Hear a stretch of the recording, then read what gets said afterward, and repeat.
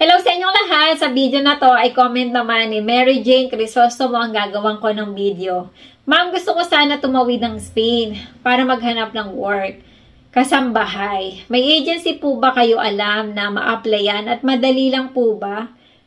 From Croatia. Salamat po. Ayan sa mga kababayan natin na narito na sa Europe na under ng Schengen visa, as long as may visa pa kayo o kaya naman ay meron na kayong TRC, kayo ay willing na pumunta dito sa Spain. Kaya lang, kailangan nyo lakasan ng loob. Lalong-lalo na kung lalaki ang pupunta dito. Pero kung babae naman, ay kailangan din talaga ay meron kayong determinasyon kasi dahil sa napakalaki ng kompetensya ng mga naghahanap ng trabaho dito. Talagang napakadami na ng tao at talagang dumadag sana ang mga pumupunta dito sa Espanya kasi nga napakaganda ng opportunity dito dahil 2 taon na lang ang aantayin nyo at kayo ay pwede na mag-process ng papel. Napakabilis na lang ng panahon na yan at hindi nyo namamalaya, naka 2 taon na pala kayo. Regarding naman sa mga agency na pwede nyong paghanapan ng trabaho, kasi nga ang trabaho lang talaga dito ay sa kasambahay.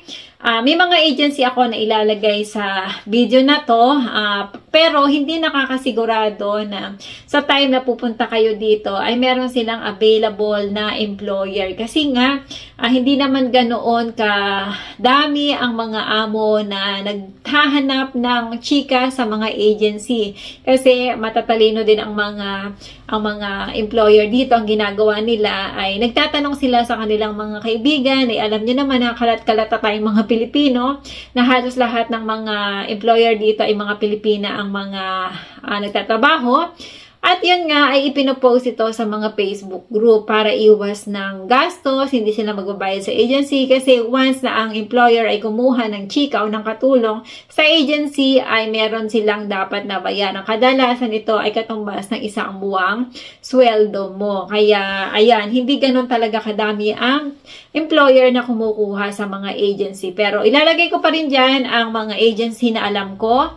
Pero hindi yan nakakasigurado na 100% ay makakakuha kayo ng trabaho sa agency na yan. Kasi nga, unang-una din ay may mga qualification na hinahanap ang mga employer na yan. Lalong-lalo na kung manggagaling yan sa agency, syempre talagang ang gusto nila yung the best kasi magbabayad sila. Ang kagandahan lang kasi, once na kumuha sila sa agency, once na kayo, meron kasi silang usapan na kailangan yung kukunin nila na chika ay magtagal sa kanila ng hanggang at least 3 buwan. Pag hindi nagtagal yung chika ng 3 buwan sa kanila, kailangan palitan yun ng agency ng panibagong chika, which is hindi na sila magbabayad ulit. Hindi na magbabayad ulit yung employer doon sa agency kasi nga hindi umabot yung naibigay nilang chika doon sa employer.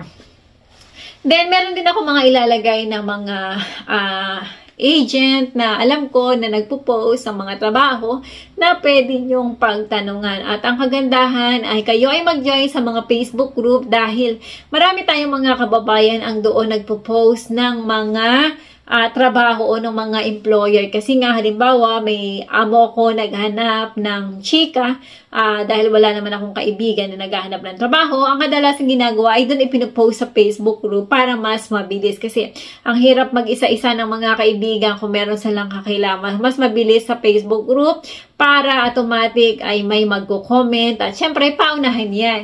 Kaya mas maganda, kailangan talaga magbabad sa cellphone para makahanap ng trabaho. Ayan, sa mga kababayan natin na pupunta dito, sana ay unang-una kailangan meron kayong dalang reference na kayo ay nagtrabaho. Dapat ay yung employer nyo dati ay kayo ay i-build up para kayo ay mabilis na matanggap sa trabaho. Kasi medyo alanganin kapag wala kayong dalang reference. Pero sa mga walang reference, ay huwag kayong mag-alala. Saan ba ay makakahanap din kayo. Basta kailangan laban lang, wag susuko. Ayan, sa mga kababayan natin na gustong pumunta dito sa Spain, welcome na welcome kayo. Kaya lang kailangan nyo talagang makipagsapalaran at magsipag at magtiyaga sa paghahanap ng employer. Huwag magsasawa na kasi nakakapagod din talaga ang pumunta sa mga interview tapos walang tumatawag sa inyo. Na-experience ko yan na parang gusto mo nang sumuko, gusto mo nang bumalik saan ka galing. Pero pasasaan ba dahil sinasabihin ko sa inyo Ang mahirap lang talaga ay sa simula. Pero kapag medyo nagtagal na kayo dito, magiging okay na ang lahat. Ayan, maraming salamat at sana ay magkita-kita tayong muli sa mga susunod kong videos.